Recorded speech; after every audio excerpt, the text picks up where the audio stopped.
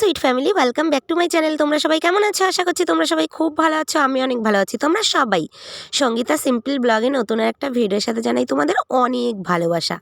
তো সকালবেলা হচ্ছে দুধ চা আর হচ্ছে ব্রেড দিয়ে আজকের ব্লগটা স্টার্ট করছি। দেখতে থাকো, আশা করছি তোমাদের খুবই ভালো লাগবে। তো ঘুমের থেকে উঠে আগে হচ্ছে চা আর হচ্ছে ব্রেড ছেঁকে নিয়েছি, তা খেয়েও নিয়েছি ব্রাশ কমপ্লিট করে। বুঝতে পেরেছো? তো আজকে এই ঠান্ডার মধ্যে ভাবছি যে অন্য কোনো কাজ করার আগে চলো আজকে হচ্ছে চা দিয়েই শুরু করা যাক ব্লগটা। তো ওই কারণে যেরকম ভাবনা সেরকম কাজ, চা দিয়েই দেখানো তোমাদের শুরু করলাম আর চা দিয়েই আমার দিনটা আজকে শুরু করলাম। যাই হোক, খাওয়া দাওয়া তো সকালের মোটামুটি ধরো কমপ্লিট হয়ে গেছে, এই দিয়েই টিফিনটা সেরে নিয়েছি মোটামুটি। এখন আর কিন্তু কিছু খাবো না।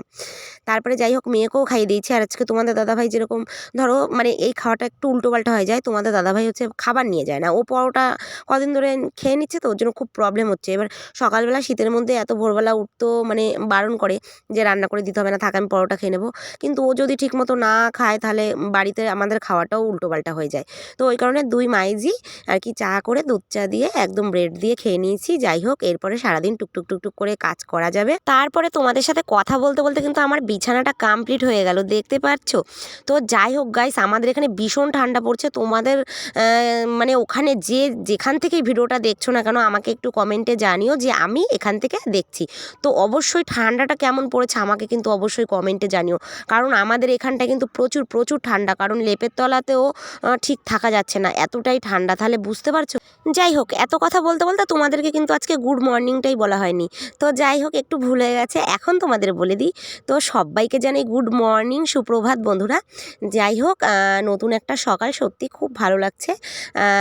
আর এদিকে মেয়ে ঘুরঘুর করছে, ওকে বলছি তুই স্নান কর, স্কুল যাওয়ার টাইম হয়ে গেছে, দেরি করিস না। ওদিকে আমি বিছানাটা তুলে তাড়াতাড়ি করে এদিকে আমি নিচে ঝাড় দিয়ে নিচ্ছি ঘরটাও, কারণ যেহেতু অনেকটাই বেলা, বুঝতেই পারছো। এদিকে ওর ব্যাগও রেডি করে দিয়েছি গুছিয়ে, তো ওকে বলছি তাড়াতাড়ি কর। আর আজকে যেহেতু টিফিনের ঝামেলাটা নেই, ওই কারণেও একটা ঝামেলা নেই খুব একটা, কারণ আজকে চলে আসবে। তো তো চলো, এরপরে হচ্ছে আমি এবার তোমাদের হচ্ছে পুরো ঘরটা দেখিয়ে দিই। দেখো, পুরো ঘরটা আমার কিন্তু কমপ্লিট। ঘরের এই দিকটা বলো, এই সাইডটা বলো, আর দেখো বিছানা চাদরটা জাস্ট কি সুন্দর লাগছে। ঘরে যদি বিছানাটা সুন্দর হয় না, তাহলে ঘরের শোটা এমনিই ভালো লাগে, তাই না? তো যাই হোক, আমার তো ঘরে বিছানা ভালো লাগলে আমার সব কিছু ভালো লাগে, মুভমেন্ট সব ফ্রেশ লাগে। চলো এরপরে তোমাদের রান্নাঘরে নিয়ে যাই। দেখো, আজকে কিন্তু রান্নাঘরেও একদম ক্লিন কাজ করে ফেলেছি। তোমাদের এই রান্নাঘরটা আজকে দেখাবো না, আজকে আমি তোমাদের নতুন একটা রান্নাঘর দেখাবো। চলো। তো এই যে দেখতে পাচ্ছ, রান্নাঘরে চলে এসেছি, আমার নতুন রান্নাঘর। মানে ভীষণ হ্যাপি, ভীষণ হ্যাপি। এরকম একটা নতুন রান্নাঘর হয়েছে যে এইটা আমি একটা মানে এতদিন ঘর ছিল না, আমি বৃষ্টির মধ্যে কতটা কষ্ট করে আমি রান্না করতাম, তো কি বলবো, আজকে সেই কষ্টটা হয়তো দূর হয়েছে। যাই হোক, খুব খুশি ভেতর থেকে। যাই হোক বন্ধুরা, একটা সময় কিন্তু আমি খুব কষ্ট করে রান্না করেছি, যদিও তোমাদের সেভাবে দেখাইনি, কিন্তু তোমরা আমার ব্লগে দেখেছো আমি খালি জায়গায় রান্না করেছি। তখন আমার খুব কষ্ট হতো এই ঘরে নিয়ে যাওয়া, নিয়ে আসা, দিয়ে আসা, তারপরে বৃষ্টির মধ্যে ভিজে ভিজেও রান্না করা। তারপরে একজন লোকজন আসলে একটু ভারী রান্না হয়ে যায়, তখন গ্যাসে রান্না করতে কিন্তু খুব সমস্যা হয়ে যায়। তো যাই হোক, একটা সময় খুব কষ্ট গেছে, এখন আর নেই। যাই হোক, এইবার হচ্ছে আস্তে আস্তে থাকবে না, যেটা আর কি বুঝতে পারছো তোমরা দেখে। তো এই রান্নাঘরটা করে আমি কিন্তু খুব খুশি, খুব খুশি। আমি মনে হয় জীবনে একটা যে কি পেয়েছি জানি না। তারপরে যাই হোক, এখন খুব রিল্যাক্সে বসে রান্না করতে পারবো। তো সেই রান্নাঘরটা উঠে এই যে তোমাদের দেখালাম আজকে নিচটা, মানে এই যে ঝাড় দিয়ে আমি এটা জল দিচ্ছি প্রতিদিনই, এই যে কয়দিন করেছে প্রতিদিনই আর কি জল দিতে হচ্ছে, যেহেতু মেঝো তো এখন নতুন নতুন একটু জলটা দিতে হবে। আর ওপরে তোমাদের দাদাভাই রাতে এসে এসে জানো তো কাজ করছে, তোমাদের সাথে যে একটু শেয়ার করব সেরকম করে করতে পারছি না, কারণ ও তো রাতে এসে এসে করছে, ওই কারণে। তারপরে ওইদিকে জলটা দিয়ে এদিকে উঠোন ঝাড় দিতে চলে আসলাম। এখানে একটা কাজ হয়েছে দেখো, ওখানে জল দিতে দিতে না আমি পরে উঠোনটা ঝাড় দিতে এসেছি, মানে ভিডিও শ্যুট করবো না, তারপরেও না মনে পড়ি বাবা আমি কাচবো, আগে আগে আমাকে কাচতে হবে, আগে কেচে দিয়ে আসি। তো অর্ধেক উঠোন ঝাড় দিয়ে আমি চলে গেছি, আগে কেচে দিয়ে তারপরে আবার এই যে এসে উঠোন ঝাড় দিচ্ছি গাইস। তো এইরকম হয়েছে ব্যাপারটা। পরে ভাবলাম না চলো উঠোন ঝাড় দেওয়াটাও এবার একটু দেখানো যাক, যেহেতু রিল্যাক্স আছে, তো ওই কারণে এখন আবার উঠোন ঝাড় দেওয়াটাও তোমাদের দেখাচ্ছি। তো এটা একটু স্কিপ করে যাওয়ার মতলব ছিল আর কি। যাই হোক, যেটা কাচার জন্য হয়নি, কারণ আমি সকালবেলা বাসন টাসন মেজে আগে অনেকগুলো ভিজিয়েছিলাম, তো কাচার একটা খুব টেনশান ছিল মাথায়, কি বলবো তোমাদের, প্রচণ্ড পরিমাণে। যাই হোক, এরপরে তোমাদের আমার রান্নাঘরের সামনেটা দেখাই, চলো। তো এই যে আমার নতুন রান্নাঘরের সামনেটা, এইখানটা এই উনুনটা ওই পাশে রান্না করছিলাম বসে, আবার আজকে না এইখানে নিয়ে এসেছি। তো হাঁড়িতে একদম মানে মাটি মাখিয়ে রেখে দিয়েছি, উনুন লেপে টেপে। আর এই দেখো রান্নাঘরের সামনেটা কি সুন্দর। তো গাইস তারপরে আমি স্নান করে একদম কমপ্লিট চলে এসেছি, আর এখন এই যে রান্নাও বসিয়ে দিয়েছি, ভাতও নেমে গেছে। তো বিনস দিয়ে, আলু দিয়ে, ছিম দিয়ে, আর হচ্ছে 3টে ভোলা মাছ দিয়ে এই যে রান্না করব।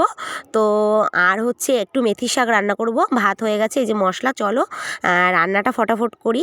আর এই উনুনটা এত সুন্দর আগুন জ্বলে গেছে, এত সুন্দর রান্না হয় কি বলবো, মানে গ্যাসের থেকেও খুব ভালো রান্না হয়। আর টুকিটাকি যেহেতু জ্বালানি অনেক আছে, তো ওই কারণে ভাবলাম কি চলো একদম এই দুদিন এই জ্বালানিগুলো দিয়ে রান্না করে নিবে। তারপরে এই যে দেখো রান্না কমপ্লিট করে চলে এসেছি, একদম ধোয়া উঠছে, একদম ভোলা মাছের তরকারি হয়ে গেছে, আর এদিকে এই যে দেখো মেথির শাক হয়ে গেছে। তো চলো তোমাদের দাদাভাই আসুক, খাওয়ার অপেক্ষা করি।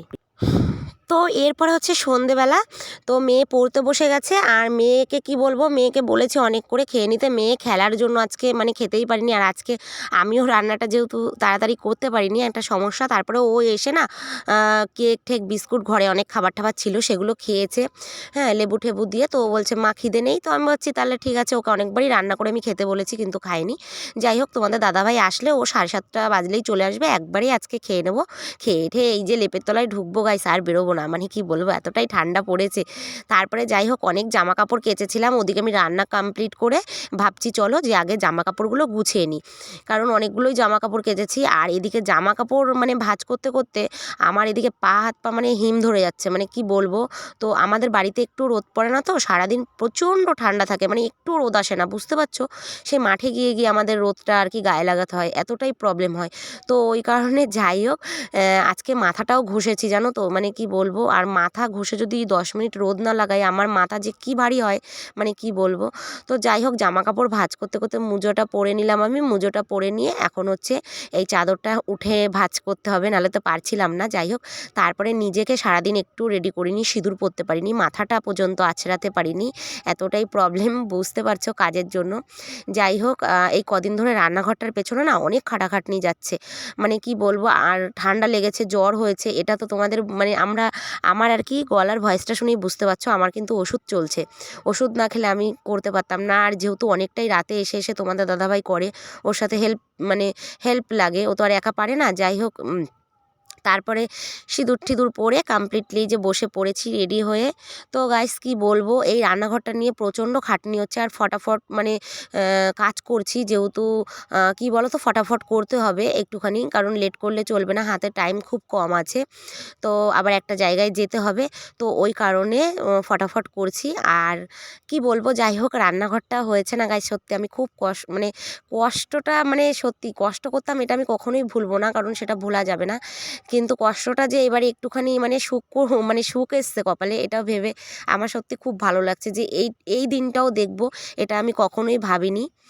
কারণ যখন সব সুখ কপালে থাকতেও করতে পারে না কিছু কিছু মানুষ, তখন কতটা যে কষ্ট হয়, তবুও সেই কষ্টটা আমি আর কষ্ট এখন মনেই করি না। কারণ সেই কষ্টটা আমি না করলে না কখনো বুঝতেই পারতাম না যে নিজের কষ্টের মধ্যেও এতটা সুখ থাকে।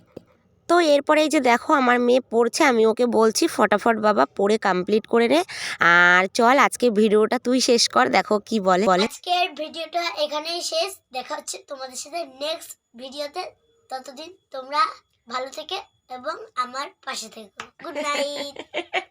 ভালো থেকে আমার পাশে থেকো, ভালো তোমরা সবাই ততদিন ভালো থেকো, সুস্থ থেকো, আমার পাশে থেকো। Good night. হাই। এখন হাই না, ভিডিও শুরু না, লাস্ট এটা হাই দিচ্ছে এখন।